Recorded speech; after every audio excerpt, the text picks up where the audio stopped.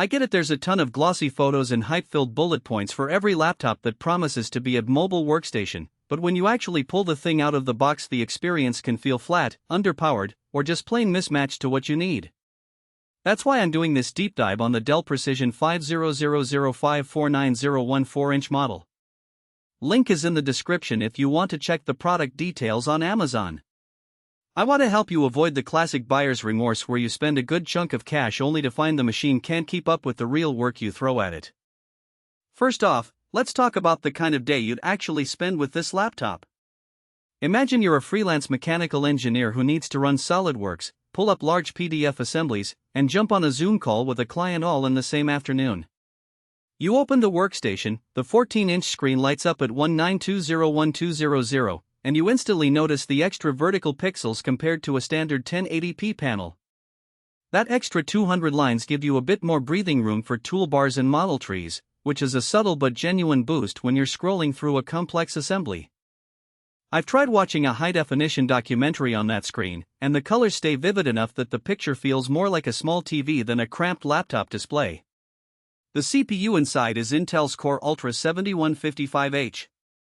It's part of the newer Ultra line that blends performance cores with efficiency cores, aiming to give you that laptop-class battery life when you're just browsing email, but still crank up when you launch a demanding simulation. In practice, I saw the processor handle a 30-minute stress test in SolidWorks without throttling, and it kept the fan noise at a tolerable hum. The 16 GB of RAM is another strong point. Most people think 16 GB is just a number, but when you have a multi-window workflow, say, a CAD model on one side, a spreadsheet of material costs on the other, and a chat app at the bottom, you really feel the difference.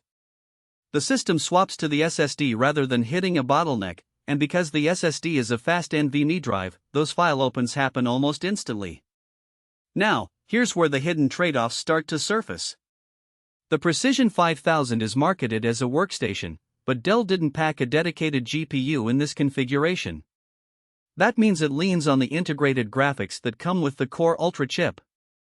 For most 2D drafting, rendering of moderate complexity parts, and video editing at 1080p, that's fine. But if you regularly work with high-poly models, render with RAI, or need real-time ray tracing, you'll start feeling the pinch. The laptop will still run the software, but you'll notice longer render times and occasional lag when orbiting around dense meshes. Another practical consideration is storage. The 512GB SSD is fast, but it fills up quicker than you might think if you store raw footage, large CAD files, or a library of textures. I found myself offloading a few gigabytes of older project archives to an external drive after a month of use. If your workflow involves regularly handling terabytes of data, you'll either need an external enclosure or a higher capacity model, something to keep in mind before you commit. Battery life is a topic that always gets glossed over in spec sheets, but in real life it's a big deal. With the integrated graphics and the power-efficient cores, I managed roughly 6 to 7 hours of mixed usage emails, spreadsheets, occasional rendering before I had to plug back in. That's respectable for a workstation, yet if you're planning on a full day of field work without access to power, you might want a larger battery or a power bank that can handle laptop output. So, who should actually buy this Dell Precision 50005490? If you're a professional who needs a certified workstation for software like AutoCAD, Revit, or Adobe Premiere Pro at 1080p, and you value a portable form factor that can slip into a backpack, this is a solid choice. The ISV certifications that Dell typically includes mean you'll get driver stability and support that you don't get on a consumer-grade laptop. The premium aluminum chassis in Titan Grey also feels a step up from the usual plastic-filled business laptops, and the extra vertical resolution helps keep those long drawings readable on the go. On the flip side, if your day revolves around heavy 3D rendering, GPU-accelerated simulations, or you need to edit 4K footage on the fly, you'll likely feel constrained by the lack of a dedicated graphics card. Likewise, if you're a gamer who expects high frame rates on modern titles, the integrated graphics just won't cut it.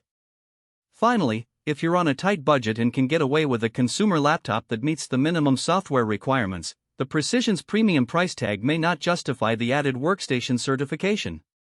A practical tip I discovered during my testing: make full use of Dell's BIOS and driver utility. The Precision line lets you toggle performance profiles, and setting it to balanced for everyday tasks gives you